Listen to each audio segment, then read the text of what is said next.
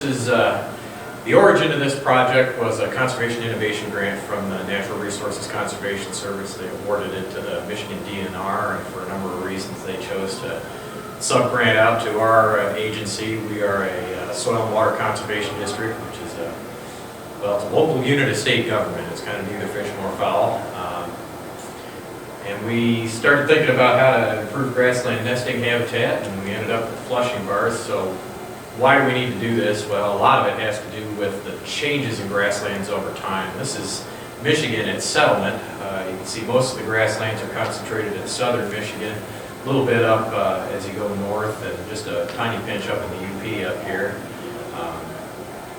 In our case, we had a lot of savannas and barrens, mostly on our sandier soils. It wasn't quite like out west where you get a lot of natural prairie.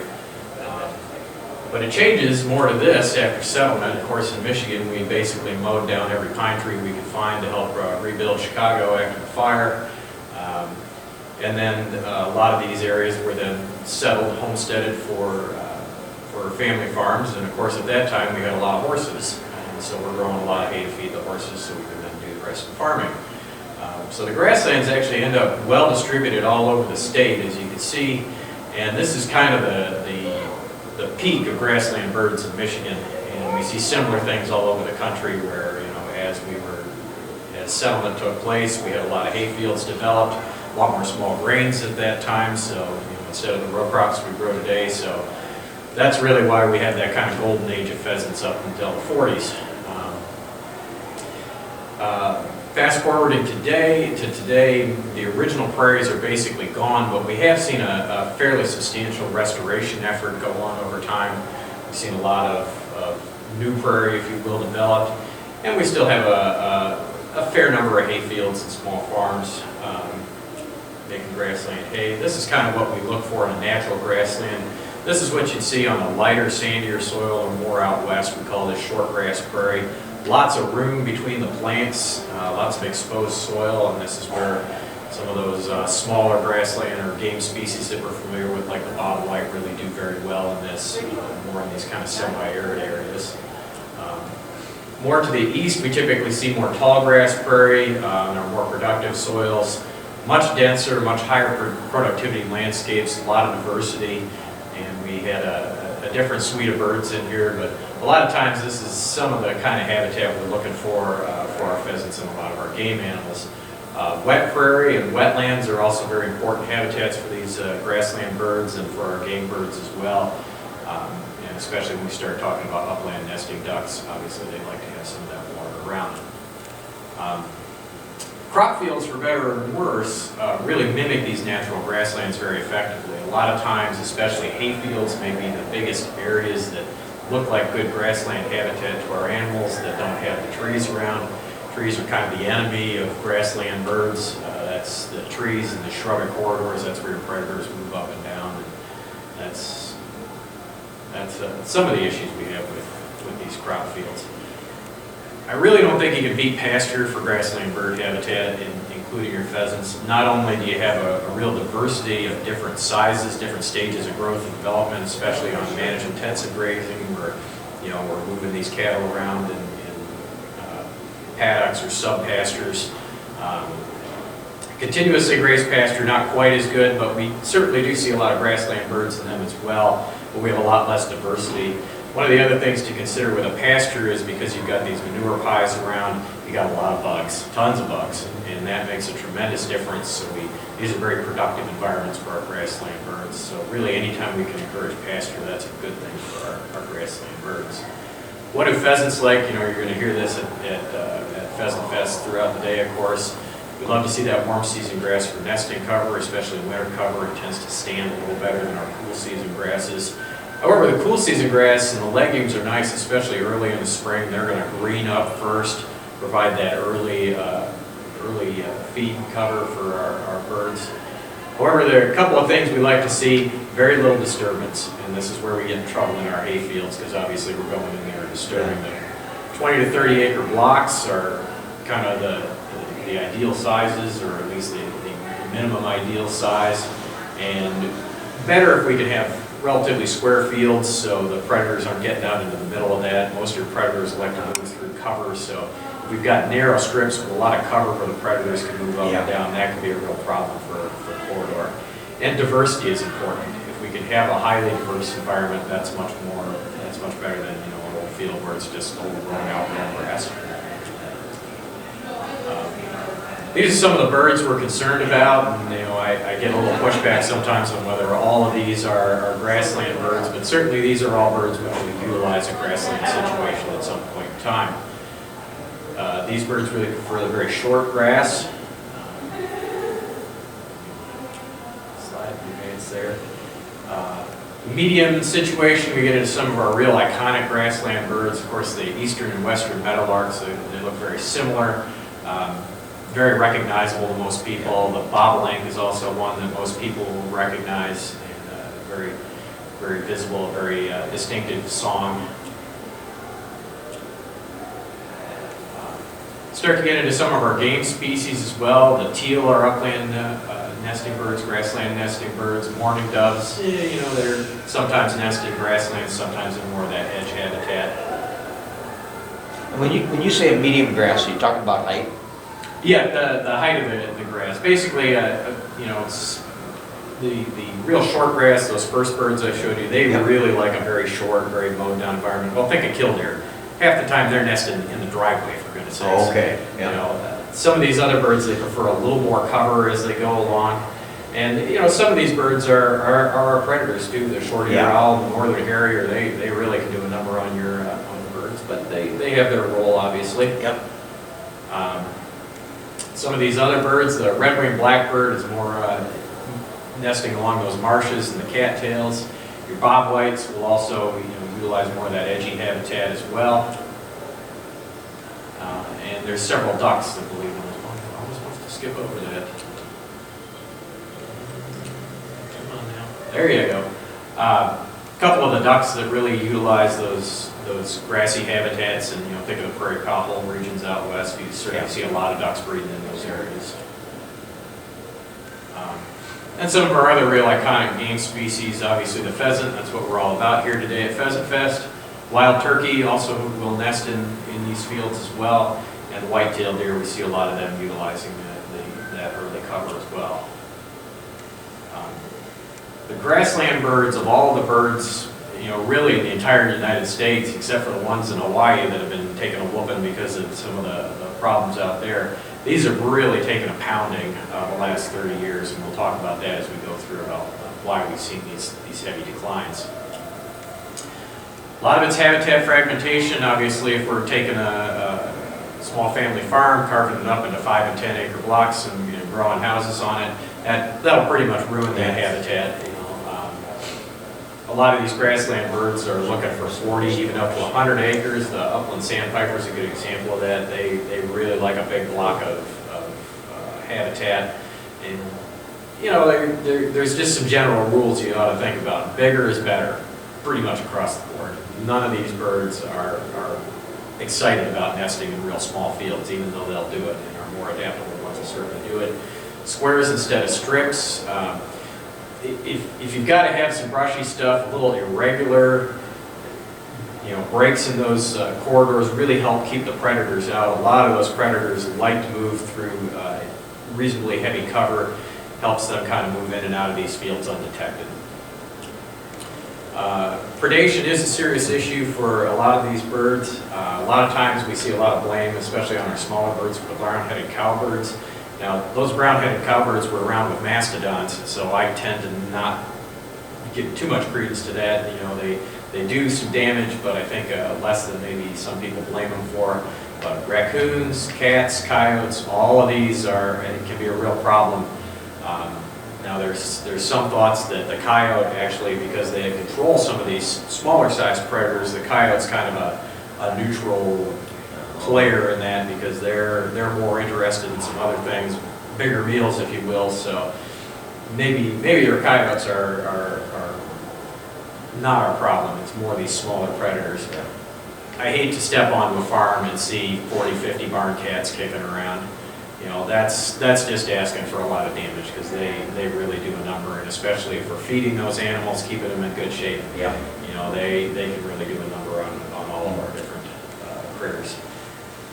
One of the things we really want to avoid is what ecologists would call a sink. A sink is a habitat that looks good to the animals, it attracts them in, draws them in to begin nesting, but not only is it bad for actually fledging the young, but it may actually be fatal to the hen. Most of these grassland birds are highly adapted to re-nesting because they nest on the ground, they've evolved to deal with a lot of predation. Many of these birds will try over and over again to nest through the season if they're not dead.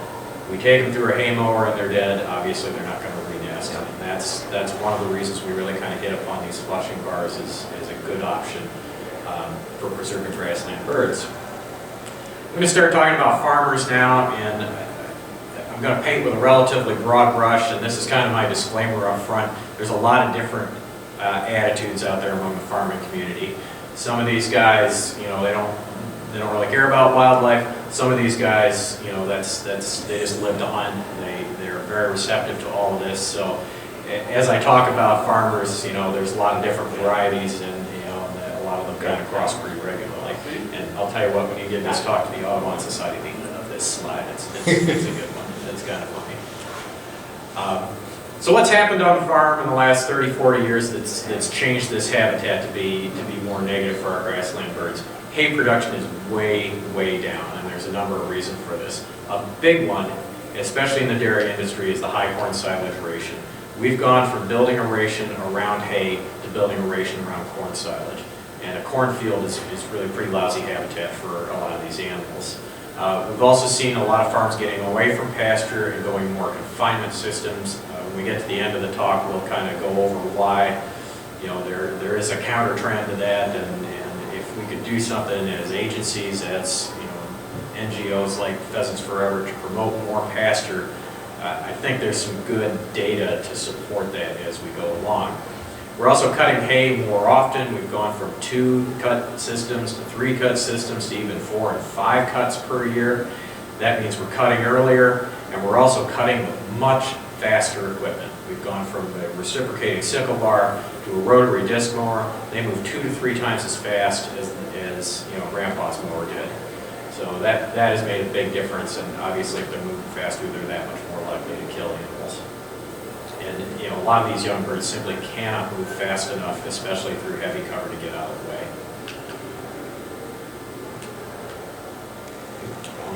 There we go. This is just an example of a change in hay production. I use Michigan because I could get some good numbers on that, but these trends have been seen really throughout the country. You know, right after the Civil War, at about the time of settlement in Michigan, we've got about 1 million acres of hay. As the state gets more populated, that rises to a peak of nearly 3 million acres. And here's kind of the first break point when we get past World War II and we start to more and more mechanize the farm and get away from using horses at all. And that you see a sharp drop there. 1978, this is kind of where we start getting away from high hay rations in dairy farms, where we're going more and more to corn silage rations. 2007 was the last year I could come up with data for. We've got a new census or new ag statistic data coming out. It would not surprise me to see us under 1 million acres of hay in Michigan, especially 2007 is about the time the price of corn takes off. A lot of hay, a lot of pastures gets plowed up. You know, commercial hay guys got into grazing corn. And I personally know of a lot of small beef farms that when the price of corn took off, they became so economically non-viable that guys just got out, they ran out the farm, and it just went to corn from big guys. This, by the way, is the worst piece of farm equipment I've ever seen in my life. That's a self-propelled baler, so a guy gets to ride right in front of the pickup there and suck dust all day long. I can see why that thing's rare, because it's about the dumbest idea I ever saw in farm equipment. This was my charge when we took on the grant. You know, let's try to find a way to balance the making of hay, the getting our farm work done with grassland bird habitats. And there's some difficulties to that, and I'm going to kind of run through why there's a lot of resistance on the farm to these ideas. The number one thing that our agency people will try to push our guys to do is cut hay later. And I'm going to propose today that that's really not a viable solution or at least it's not a sufficient solution. And really here's why. I'm going to show you a couple of slides on this. even though our yield is going up the longer we wait, the quality of that hay begins to drop, especially right here. As that thing starts to flower, cellulose is going to continue to climb, but unfortunately lignin begins to climb sharply here. Our ruminant animals can utilize cellulose as long as there's enough energy in that feed to make our meat and milk. They cannot utilize lignin. So the higher that lignin gets, basically the lousier that hay gets. The other thing that happens is protein begins to drop sharply. That protein is instead being utilized to make seed. And non-structural carbohydrates, that's basically sugars and pectins. This is what makes that cellulose usable by the animal. That begins to drop sharply. So basically the lousier that hay gets, the more corn you've got to throw at the animal. Corn being relatively expensive, really any source of energy to balance that ration being expensive. It really kind of pushes the farmer to cut early enough so that hay is of good quality. And this is kind of our optimum cut time, right where we're kind of at that bud stage. That's where the yield and the quality curves cross, if you will. That's where all of your dairy science guys tell you to get out there and cut that hay. And so we kind of get caught in the middle. The farmers being encouraged to maybe think about these grassland birds, but if you're thinking at all about your cattle, you really got to think about some good quality forages. There's some other reasons why it may be difficult to delay. A lot of our farms have insufficient manure storage. If we've got to get out there and go someplace with that manure in midsummer, it's typically the hay field. So we got to get that hay out of the way so we can go apply that manure, because you can't apply the manure standing hay. It's just make that hay stink and then the cattle won't eat it. This guy's kind of a problem too. There's a dairy nutritionist. He wants uniformity every day. You want to feed that same hay every day, that same ration every day through most of that lactation cycle. And here's why. In 1900, the genetics of our Holstein dairy cows were maybe 10,000 pounds of milk if you had a real good cow, 10, 12,000 pounds. Today, 30, 40, 50, 60,000 pounds of milk is not unheard of. We basically got a metabolic athlete here who cannot tolerate a poor diet if we're going to be shooting for these high levels of production. When we talk about grass-based dairy farming at the end of this presentation, we can talk about why maybe those cattle are tolerating it better than a confinement situation, but especially in confinement, where you've got to cover a whole lot more costs than a grass-based dairy farm. You cannot afford to underfeed that cow and have her drop dead on you because you weren't feeding her right. So what can we do? Well, we can plant for a later harvest, and there's a couple of things to think about. More in a beef situation, we could think about utilizing more warm season grass, like our native warm season grasses, like big blue stem, little blue stem, those kinds of things. And we do see this out west on rangeland where those grasses make a whole lot more sense. It's pretty difficult though, especially in a dairy situation, to utilize that hay. It just doesn't have the quality that you're looking for. But beef is a whole lot more tolerant, sheep, those kinds of things. So that may be a reasonable way to go. Legumes, one of the reasons we grow so much alfalfa is that legumes are a little more forgiving as far as harvest window. They don't decline in quality quite as fast as our grasses do. We can also plant later maturing varieties, and this is kind of a busy graph, but basically these curves indicate the spread between the earliest and the latest varieties within a given species. So if we can pick the latest maturing varieties of a given grass, we may be able to get as much as 2 to 3 weeks of extra time to fledge birds during the growing season. We can change the pattern with which we mow a hay field. Typically we're trained as operators to go around the outside and work our way into the field.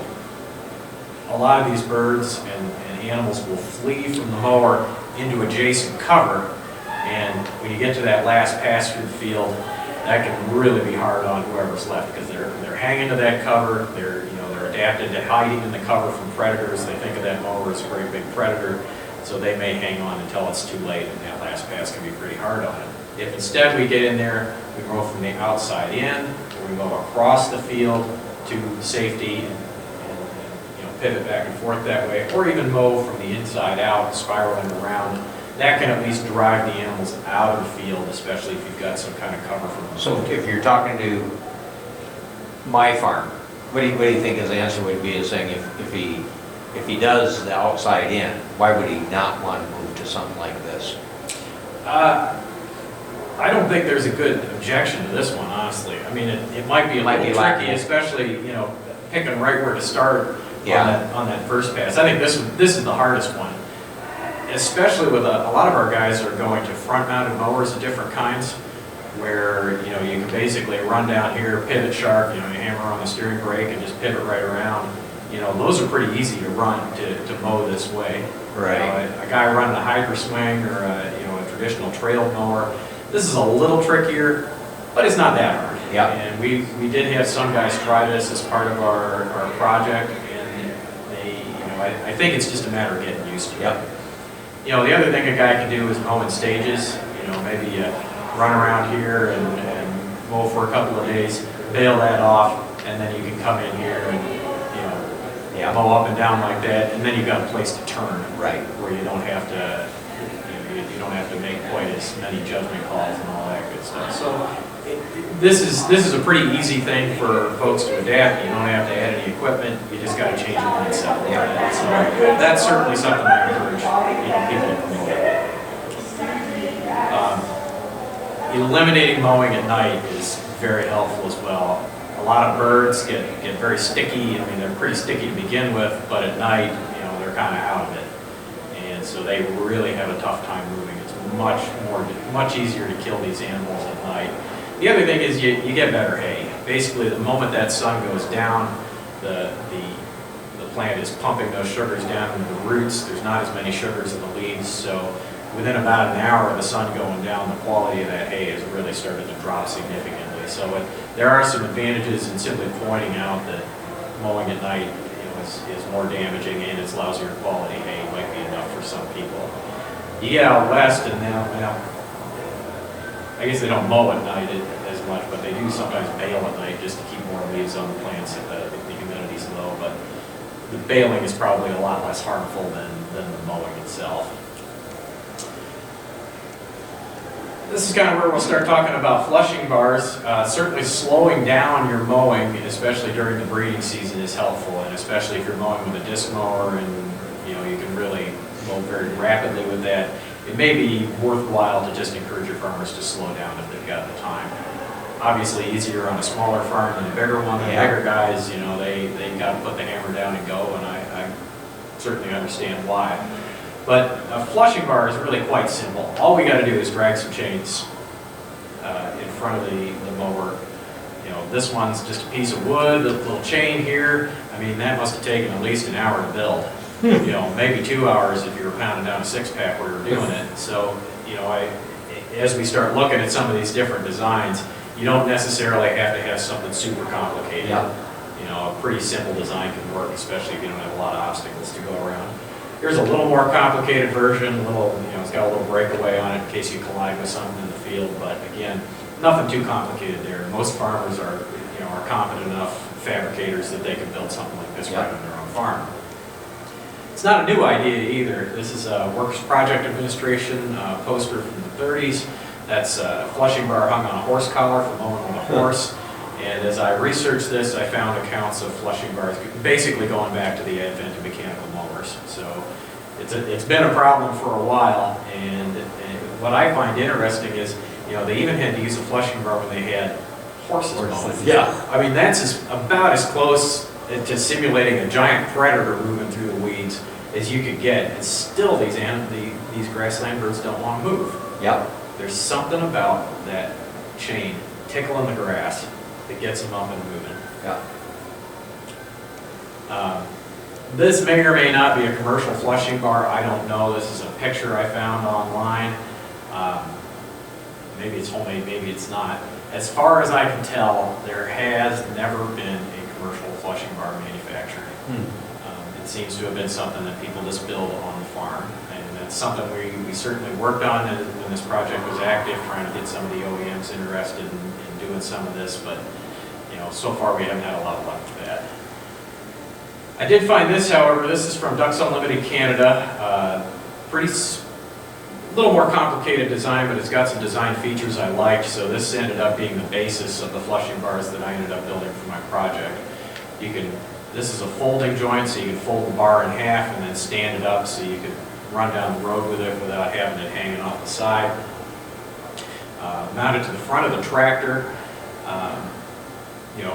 Again, not terribly complicated, not something that the average farmer couldn't fabricate for themselves.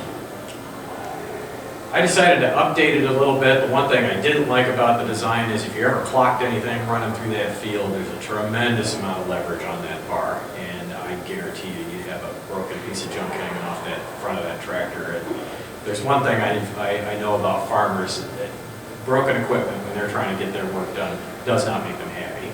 So what I did was added what's called a Heim joint right here. A Heim joint is that ball joint on your 3-point hitch arms. So it allows the bar to a little bit of wiggle this way in case you collided with something, and also the ability to swing up and out of the way if you hit something in there. Relatively simple addition. The only other thing I added was a little spreader on the mast, so you could put 2 chains down there to keep it centered. And we did end up adding some springs down here just to try to keep it centered. As you go up and down hills, sometimes that bar would get swinging out of the way. Now, if the farmer's on top of it and they use that front end loader to level it a little bit, that makes a big difference too. This is actually the second version of the bar we put out. I kind of call it the Allegan bar because I work for the Allegan Conservation District. Again, pretty standard. I kind of showed you all this already. I did end up moving this support arm in further so that if the bar ever did swing back this way, it would collide with that plate before it got to the operator of the tractor, just to keep guys from getting hurt. This mast is actually sitting on a little post right here. So I put a counter tension on this. That's a high tensile fence spring. Just to give that a little bit, there's a little bit of wobble here, so it gives it a little counter tension. Because boy, I'll tell you what, that 9-foot long bar, that's got a tremendous amount of leverage. Yeah. It really is pulling on that. The other thing I found is put a heavy plate on it, because otherwise that thing was tipping over in the shop, and it wasn't good. But it did seem to work pretty well. This is the tough part though, and this is where we really need some help from John Deere or Case IH. Somebody really needs to start taking this on. We've got more and more of these front-mounted mowers out there, and I'll show you a couple of different configurations as you go on. And that thing's moving at 15 miles an hour. They're barreling through these fields. That's about 16, 18 feet wide, so it's pretty wide as well. It's pretty difficult to figure out where to put a bar on there and make it safe. Yeah. And that's really where I need some help from some ag engineers to think about it. I basically spent a year harassing every equipment manufacturer I could think of, from the long line guys like John Deere, short line guys like McDonough. Got a little bit of interest from the Keverland group out of the Netherlands. I did not really have the money to jump on an airplane to go visit them, even though they kindly offered to host me. And we got a little bit of action out of John Deere. They kind of looked at these ideas. Unfortunately, I think the lawyers got to it before the engineers did, and the lawyers were not too keen on this. And I can't blame them, because this is kind of a crazy idea when you think about it. Where I want you to hang a bar 8 feet out in front of your mower and make it just that much more difficult to operate. I think if you were to hang a bar like this, at the very minimum, you'd need some kind of cylinder here so you can pick that thing up, maybe a pivot point here. Another thing I've thought of is maybe using a multi-stage hydraulic cylinder like you would use for forklift mast. So you can push that thing out when you're running through the field, and then pull it back when you need a little more clearance. This is something where I need an engineer. I'm pretty confident I can weld up something that's going to hold together for, to hang off your front end loader, but something like this, I think some engineering is going to be involved. Just some other configurations to think about. That's a Kloss Cougar, again, moving about 15, 16 miles an hour through there. It's got 5 different decks on it, and you can see where you can maybe mount a bar here to flush for this one back here, but boy, that's, again, you almost need something that's going to project out in front and be able to go back and forth. That's a $400,000 machine off the lot. It's very sophisticated. It's got enough electronic doodads in it, so if you hit a fence post with this thing out here going full tilt, that thing can up and swing out of the way basically without doing any damage. So there's a lot of sophistication to these modern machines. There's a lot of good technology out there. You would think we'd be able to figure this problem out.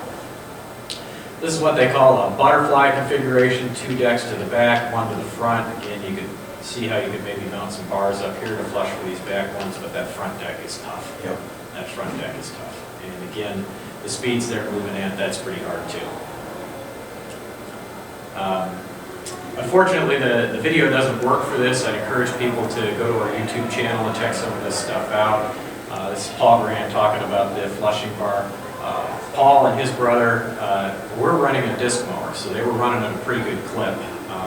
We mounted the flushing bar on their front end loader, and you know what Paul would be telling you if we could hear him was not only did they flush pheasants effectively, they flushed turkey, they flushed ducks, they flushed lots of our small birds like bobolinks, and they were also flushing deer. Deer were the most interesting because deer were jumping 8 to 10 feet in front of the flushing bar, which was very surprising to me. I did not expect that at all. And, you know, from what reading I was able to do and what studies I was able to find, you know, in trying to prevent mortality, it's not noise that's able to move these birds. And I would kind of concur with that because I got to tell you, haying equipment is loud. It is really loud when you're going through the field. So I don't think noise is effective. Even predator calls that were being broadcast were not effective. And that does make some sense to me because what do those animals do? What does that hen do when she hears a predator coming? Spreads out her wings and hunkers down on the top of babies.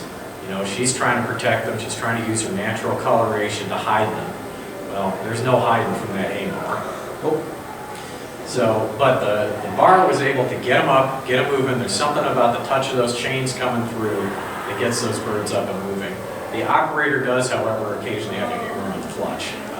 You know, yes, the birds will get up and move, but again, you're moving so fast with this modern equipment that you're still on top of them awfully fast. So you may have to step on the clutch and give them a minute to get out of the way. And that's what Paul was doing. You know, again, just to kind of emphasize this, a lot of farmers are very concerned about this. A lot of farmers do not like that especially deer, that really seems to bother people. And, you know, it's also not really good for the feed, especially if you're making ensiled feed. You know, the last thing you want to do is throw 10 pounds of meat into your bunker silo and have that rotting and making, you know, nasty, horrible things. However, there are certain farmers, especially if they are not deer hunters, deer are often public enemy number 1 on the farm, and they can do quite a lot of damage to some of our different crops. So it's not always the best to lead with, we're trying to keep you from killing deer in your fields, and never mention groundhogs because there's pretty much nothing more despised on the farm than a groundhog. You know, the other thing is the changes in the mowing technology do make this a very difficult problem, and there's no getting around that. It's going to be a difficult problem. Now, I have learned a few things as I've been at this show. Apparently, the Lesser Prairie Chicken may be listed as an endangered species out in Kansas and maybe some of the other areas of its range. If the prairie chicken gets listed, then everybody's got to have a mitigation plan for how they're not going to kill them. And out west, where we make so much of this high-quality hay, my guess is that's going to involve some mitigation plan for that hay. There's no better mitigation plan than running a flushing bar, as far as I can tell. You know, we've gone over why high-quality hay is important. Most of the hay made out west is destined for the dairy market. You know, they can make excellent hay out there because of the low humidity. It's much easier to make dry hay than it is in the east, so a lot of that hay is being exported to the east. So they want to maintain that super high-quality hay. In order to do that, they got to cut in a timely manner. In order to mitigate the damage to that prairie chicken, they're going to have something like a flushing bar and get it out of the way. And I'm optimistic that, you know, once the story isn't just, you know, these Tweety birds are getting killed to the OEMs, once we're going to drive farmers out of business, maybe there'll be enough leverage there to get some of these OEMs interested. Like I said, I did want to talk a little bit about some other changes we could think about on the farm that might make a big difference. Obviously, more grass, more pasture, more hay is better for these animals. Even with relatively high mortality in these hay fields, they're better places to grow grassland birds, grow these animals, than a row crop field. Now there's one little caveat. I ran into this about 2 weeks ago online. The No-Till Farmer magazine puts out these daily updates, and one of the studies they highlighted was out of Illinois, showing that grassland nesting birds, including some of our relatively endangered ones, were nesting in no-till soybean fields. Not tilled soybean fields, but these no-till fields. And that makes some sense. It's pretty decent habitat. It looks like a field, especially if you've got some of that corn residue laying around on the surface. All of the bugs, all of last year's corn, all that good stuff is laying out there. So apparently these animals are starting to breed in these soybean fields. Very interesting. That is not something that anybody really was looking for. They're not having a tremendous amount of nesting success, mostly because of predation, to some extent because of some of the operations in the field. But it's certainly something to keep an eye on. Yep. However, that digression, in spite of that, I would certainly like to see more and more of this hay going on out there. High forage rations has some fairly serious advantages for our cattle. We've seen a rise in more what we call a displaced abomason, which is basically whenever the tummies gets twisted up in the cattle. If you got a high enough forage ration, that pretty much goes away. Laminitis is when our animals, the pH of the rumen gets too acid. That can be a problem with our high corn silage and high grain rations. Laminitis is when their feet basically start to delaminate, and I'll tell you what, they start getting tender feet. They're on the express train to McDonald's, basically. This is probably the #1 way we kill cattle in the country, or kill dairy cattle, is acidosis and laminitis. A lot of that goes away if we've got them out on grass, get them off the concrete, get them eating a higher forage ration. Management-intensive grazing for 20 years now has been consistently more profitable than our confinement dairies. And even though it's kind of a hard sell for some of our guys, I really think if we could get, even just get our dry cows on pasture, boy, it would make a heck of a difference in the profitability of these farms, because they wouldn't cull cattle quite so fast.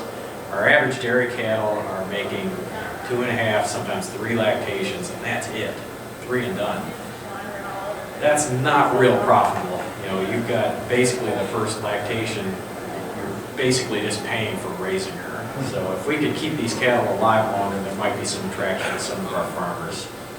It is scale neutral. A lot of times we think of grass-based farms as being our little mom and pop dairies, and it is a very good way to keep some of those small farms viable, make it more profitable. But we know of grass farms up to 2,000 cows here in Wisconsin. I'll show you a few examples, and certainly you get to Ireland, you get to New Zealand, it's all grass-based there, and those guys run some huge farms. Certainly also builds soil health, solves a lot of our other environmental problems as compared to row crop farming. It's very adaptable. A couple of examples from Wisconsin. Paul and Cindy Bickford over on the west side of the state, about 700 cows. They do very well. Last time I saw Paul, he was really enjoying his very fancy Lexus. Charlie and Mark Opitz are really the poster child for big grass-based dairy, almost 2,000 cows. They actually built a second parlor on the other end of the farm, so they didn't have to march everybody back to the one parlor. Especially, you wouldn't believe how hilly the ground is that these guys operate on. Really do a nice job, highly profitable operation. Klessing's over on this side of the state, about 500 cows, and because of some of the nutritional advantages of pasture-produced products, they actually direct market basically all of their products, and they also do very well. In Michigan, our Kellogg Biological Station started doing a program where they put in a grass-based dairy, and they use robotic milking there, so that's a pretty gee-whiz place. That's kind of fun to stop into if you ever get to the Greater Kalamazoo area. As far as grazing for birds, obviously it's a whole lot easier to avoid a cow than it is to avoid a 15-foot mower running through the grass. So even though there is some damage that the cattle do to these nesting birds, it's much less than the haying. I have seen 2 ounces of bobolink drive a 1,400-pound Holstein away from her nest. And let me tell you, that's something to see. That's kind of fun. In fact, this farmer was all irritated with these little black and white birds and the reason came with his cattle, wanted to know how to get rid of them. A few things we can do though, we can leave some refuge area or defer grazing in some of those areas, especially if we can get through the nesting season, that's big. And the refuge is kind of nice if you can find somewhere on the farm where if that nest fails in the open pasture, a lot of those birds will move into the remaining areas that look good. And I think we can probably get in there earlier than we can with the hay mowing equipment again, especially once those little birds are up. You don't have to even wait for them to fledge. If they can get up and run, they will. And they aren't sitting around waiting to grow up. They'll get up and run.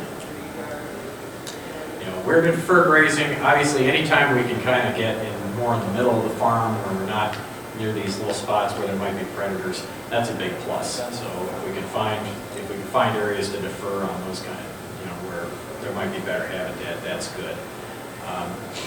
Even if we have areas adjacent to low-growing crops, wheat, soybeans, something like that, that's still going to look like pretty good habitat to those grassland birds. And I think this study I referenced out of Illinois is just further evidence that certainly, we can utilize some of our row crops to mimic some of those grassland areas as well. So that's kind of it for the Flushing Bar project. This is Sunday at Pheasant Fest, so we've given this talk a couple of times now and talked to a number of different people. I've really been excited to see how many of our different agency people are interested in these flushing bars. We really did get quite a lot of traction at this show this year and quite a lot of interest in it. So I'm optimistic that we're going to see more of these tools out on the land. Again, certainly if anybody sees this on YouTube and you got some brother-in-law working in Ottumwa for John Deere, boy, start leaning on that guy. There's got to be somebody in Iowa who works for John Deere who's excited about pheasant hunting, who wants to do this stuff. So go out there and find me the right guy. So, any questions? You say that there is no commercially produced flushing bar today. Not as far as I could find, and I searched high and low. Now I suppose there might be somebody out there building them, that Google doesn't know about, but that Google's pretty darn smart. It finds most people pretty rapidly. Your website, where you had some of the diagrams and stuff, is that showing out there? Where you had a diagram of and pictures of your flushing bar? Yeah, I've got a handout up there that actually gives some construction tips. I built 7 of these things now, so I've kind of picked up a few tips as I've gone along. But yeah, at theflushingbarproject.net is the website. It's got the Ducks Unlimited pictures on there, their original design. It's got a PDF of a file on my construction tips. And links to a lot of other just different information on grassland birds and grassland bird conservation. So I'd certainly encourage people to go have a look at that website. Unfortunately, I don't currently have any funding for this project. It's kind of a labor of love right now. My family's been involved in bird conservation since the 20s, so this was kind of my way to get back in the family business, was to work on this stuff. So I suspect we'll do our best to keep that website up and active and keep people thinking about this stuff. But it'd be nice if Pheasants Forever or Ducks Unlimited or somebody would really grab hold of this and run with it. I can say last year Whitetails Unlimited did sponsor our website, so we have gotten some support with that. We've gotten some very positive press. We got a write-up in Michigan Audubon. We've gotten Whitetails Unlimited magazine. Looks like Pheasants Forever is going to do a story on this for their magazine. So, I guess I keep seeing more and more interest in this building, and I'm optimistic that if we can kind of reach a tipping point where more and more people are seeing these things out in the landscape and farmers are getting more comfortable with them, we'll see more of this stuff out there. But the big one right now is figuring out how to deal with the swinging tongue mowers. How do we deal with that? How do we deal with batwing mowers? We've got a guy out in South Dakota who actually did build a 2-arm flushing bar going both ways for his batwing mower because he needed to get in and load CRP earlier than you know, early enough to control weeds, to make sure that these CRP lands were establishing properly, so. You know, we're getting some people out there, and actually you can find Chris's video on online too. I suspect if you searched on the YouTube for the new guide flushing bar, it'll pop right up. So he put some pretty neat videos of birds flying around on there too. Okay, All right, that's great for me, thank you. all right.